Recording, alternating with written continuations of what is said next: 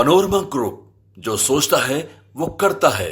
नमस्कार, news art के खास प्रोग्राम सियासत में आप सभी दर्शकों का बहुत बहुत स्वागत है। मैं हूं करिश्मा और हमारे साथ मौजूद हैं न्यूज आर्ट के senior journalist Chandan Jha. Sir नमस्कार। नमस्कार करिश्मा। सर, राबड़ी देवी के भाई सुभाष यादव ने गंभीर आरोप लगाया है लालू प्रसाद यादव पर। उनका कहना है कि सब कुछ मुख्यमंत्री आवास से ही डील होता था। किडनैपिंग में फिरौती कितनी लेनी है ये भी लालू प्रसाद यादव तय करते थे।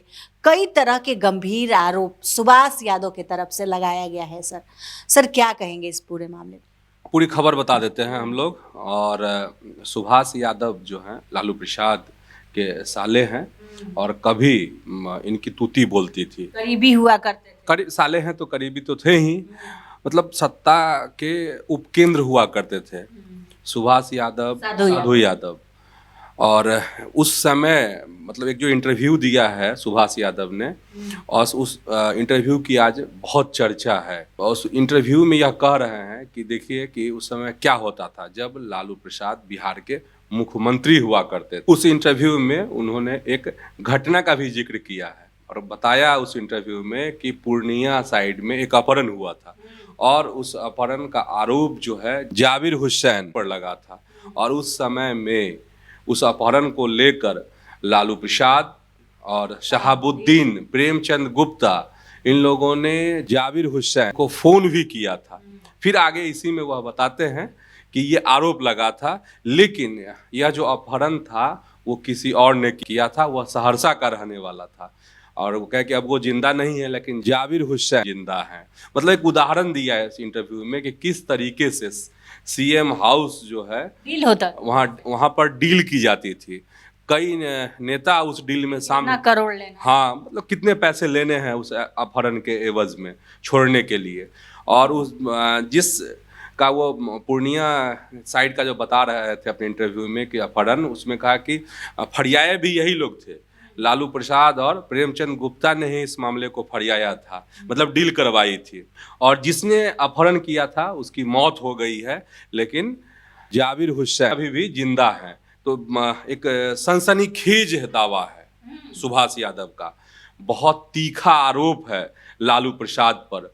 और जो विपक्ष हमेशा घेरने की कोशिश करते रहा है राजद को, लालू प्रसाद को, उनकी सरकार को, राबड़ी देवी की सरकार को, तो एक बड़ा हथियार जो है सुभाष यादव ने करिश्मा दे दिया है। और इस पर जो है पलटवार भी अब शुरू हो गया है। आरजेडी का भी, हाँ आ रहे हैं, आरजेडी पर भी आ रहे हैं। उससे पहले उन्होंने एक बात और कही है, उन्होंने राबड़ी देवी को भी अपने निशाने पर लिया है, तेज प्रताप यादव को भी निशाने पर लिया है।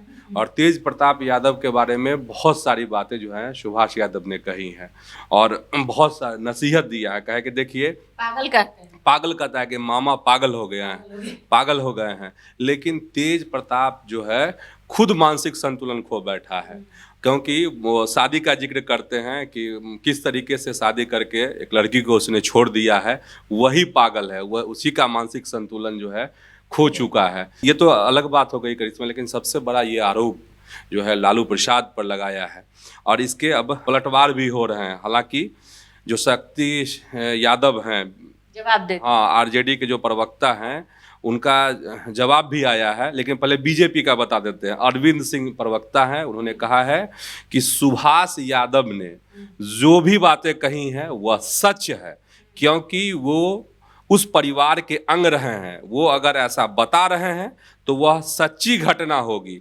लालू को कौन नहीं जानता है कि वह घपले घोटाले के सम्राट रहे हैं। ये अरविंद सिंह हैं बीजेपी के प्रवक्ता, उनका बयान जो आया है वो हम बता रहे हैं आपको।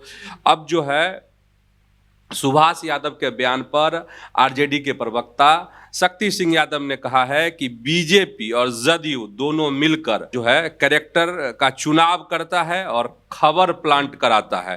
कैरेक्टर भी ऐसा जो हाशिए पर है, जो पूरे आरजेडी परिवार के खिलाफ है, लंबे अरसे से, जिसका अतीत में कोई प्रमाण नहीं है, उसको खबर चलवाकर सनसनीखेज बनाया जा रहा है। उन दिनों जितने भी अपराधी थे वो आज बीजेपी और जदयू के गले का हार बने हुए हुए हैं। तो ये आरजेडी की प्रारंभिक प्रतिक्रिया है। जब सुभाष यादव ने एक बात और कही है, इस बार जो चुनाव होगा विधानसभा का, उसमें 20 सीट से ज़्यादा जो है राजद को नहीं आने वाली है, 20 सीट से ज़्यादा, ये दावा उन्होंने किया है। एक बयान का भी जिक्र किया कि हमने इस तारीख को ये बात कह दी थी, यही हुआ।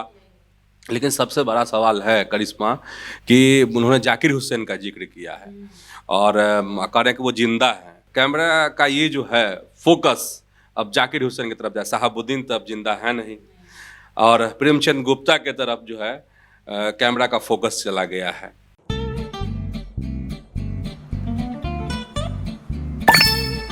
चलो इसको रोकते हैं।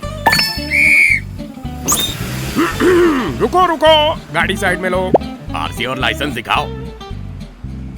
बिना आरसी और लाइसेंस के गाड़ी नहीं चला सकते। अरे सर, ये यू बाइक्स है, इसको आरसी लाइसेंस और पीयूसी नहीं लगता। अरे वाह।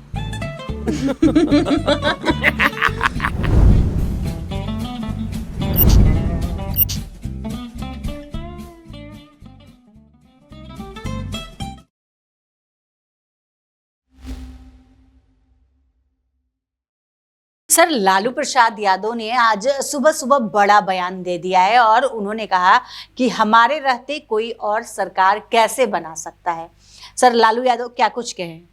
हाँ, बताते हैं। लालू यादव का जो ये बयान है, अभी तो बीजेपी की सरकार है ही बिहार में, है ना, मतलब सहयोगी तो हैं ही, जदयू के सहयोगी एनडीए की सरकार तो है ही। मतलब दिल्ली चुनाव को लेकर सवाल किया था पत्रकार ने और पूछा था कि जैसे दिल्ली में फतह मिली है बीजेपी को, हाँ ऐसे ही दिखेगा, ऐसा बीजेपी का दावा है। इस पर उन्होंने कहा था दिल्ली का कोई असर बिहार में नहीं होगा और जब तक हम लोग हैं बीजेपी सरकार कैसे बना लेगी। तो सरकार तो बीजेपी की है ही यहाँ पर, हाँ बीजेपी के सीएम नहीं है, ये बात है। कोई असर नहीं पड़ा, भाजपा जाएगा। बोल रही है कि सरकार बनाएंगे एकदम पूर्ण बहुमत के साथ। कैसे बना लेगा सरकार? हम लोग रहते हुए सरकार बना लेगा भाजपा। भाजपा को लोग जान गए, तुम लोग को भी लोग जान गए। चलो, चीज़ और भी है, लालू प्रसाद अगर बोलते हैं तो ऐसे नहीं बोलते हैं, उनकी बातों में दम होता है। कुछ बड़ा प्लान, कुछ ऐसी बातें जरूर लालू प्रसाद के मन में होगी जो आने वाले समय में बिहार की राजनीति में दिख सकता है। पनोरमा ग्रुप, जो सोचता है वो करता है। सर, विजय सिन्हा ने एक बयान दिया है और उन्होंने कहा है कि तय है एनडीए का आना। जदयू के तरफ से कहा जा रहा है कि आराम कीजिए, अब आप बूढ़े हो चुके हैं, उम्र के चौथे पड़ाव पर है। हाँ, विजय कुमार सिन्हा डिप्टी सीएम हैं और उन्होंने बड़ा बयान दिया है, लेकिन तीखा है विजय सिन्हा का बयान। विजय सिन्हा कह रहे हैं कि लालू प्रसाद यादव रहेंगे या नहीं रहेंगे, बिहार में एनडीए की सरकार जो है वो मतलब तय है कि बनेगी फिर से सरकार। विजय सिन्हा ने कहा है कि एनडीए की सरकार का आना तय है, लालू प्रसाद रहेंगे या नहीं रहेंगे ये तय नहीं है, लेकिन एनडीए का आना तय है और लालू प्रसाद जी आपका रहना कोई जो है आवश्यक नहीं है, क्योंकि बिहारी शब्द को आपने गाली बनाया, बिहारियों को लज्जित किया, इसीलिए उन्माद पैदा कर भाई भाई को आपने लड़ाया है, बिहार को बर्बाद किया। इसीलिए आपके जैसे लोगों को रहने की अब कोई ज़रूरत नहीं है। बिहारी का मान, बिहारी का सम्मान जो बढ़ाएगा और जो सामाजिक सौहार्द जो बढ़ाएगा, भाई भाई का सामाजिक सौहार्द बढ़ाने की ज़रूरत है। इसीलिए आप अब रहें या ना रहें, एनडीए का आना तय है। ये पलटवार किया है, लालू प्रसाद को काउंटर किया है अपने बयान से डिप्टी सीएम विजय सिन्हा ने। पनोरमा ग्रुप, जो सोचता है वो करता है। सर, मुकेश सहनी का एक बयान आया है। मुकेश सहनी कह रहे हैं कि हमारी सरकार आएगी तो हम डिप्टी सीएम बनेंगे। सर, अभी सरकार नहीं आई, लेकिन मुकेश सहनी का जो बयान है उससे तो ये साफ लग रहा है कि डिप्टी सीएम तो मुकेश सहनी ही बनेंगे।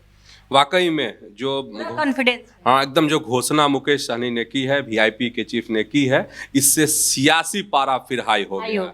महागठबंधन का जो राजनीति है महागठबंधन की, वो हाई हो गई है। और इसलिए हाई हो गई है क्योंकि इस मांग से और इस घोषणा से कांग्रेस काफी गुस्से, हाँ कांग्रेस गुस्से में है, तो है ही। इन्होंने बहुत बड़ी सियासी चाल चली है कि खुद को अपना डिप्टी सीएम पहले ही घोषित कर दिया है। मुकेश सहनी ने, और निशाना इनका ये है कि मैक्सिमम सीट हासिल करना महागठबंधन में। और बाकी एक चीज़ सही बात कह रहे हैं मुकेश सहनी कि अगर सीटें ज़्यादा मिलेंगी और चुनाव भी अगर जीत जाते हैं, नहीं जीतते हैं तो बात अलग हो सकती है, सीन बदल सकता है। लेकिन अगर मुकेश सहनी को सफलता मिल जाती है तो फिर क्या होगा करिश्मा? तो अगर सीट ज़्यादा रहेगी, जीत के ज़्यादा आएंगे तो डिप्टी सीएम भी बन सकते हैं। अगर मतलब स्थिति अगर उनकी मजबूत रही तो। अब स्थिति मजबूत रहेगी नहीं रहेगी, मुकेश सहनी की महागठबंधन में उतनी सीटें मिल पाएंगी नहीं मिल पाएगी, ये तो भविष्य के गर्भ में है। लेकिन ये जो बयान है, यह जो घोषणा है, बहुत बड़ी सियासी चाल है। मुकेश सहनी की प्रेशर पॉलिटिक्स है। महागठबंधन में राजद पर, तेजस्वी यादव पर प्रेशर है, लालू प्रसाद पर प्रेशर है, कांग्रेस पर प्रेशर है। सर, कांग्रेस का भी बयान आ गया है इसको लेकर। हाँ, कांग्रेस ने बहुत सधा हुआ बयान दिया है और प्रदेश प्रवक्ता हैं ज्ञान रंजन, उन्होंने बयान दिया है, कहा है कि 2025 में महागठबंधन की सरकार बनेगी, ये तो तय है। पद उतना महत्वपूर्ण नहीं है, बिहार की सेवा करने के लिए हम लोग तत्पर हैं, जो भी होगा सर्वसम्मति से निर्णय लिया जाएगा। तो सदा हुआ बयान कांग्रेस का कह सकते हैं। तो आज के इस वीडियो में बस इतना ही। आगे की खबरों के लिए आप हमारे चैनल न्यूज 8 को सब्सक्राइब कर ले। अगर फेसबुक पर देख रहे हैं तो पेज को लाइक करना न भूलें। हमारी वेबसाइट है news8.com, उसे भी जरूर विजिट करें। धन्यवाद।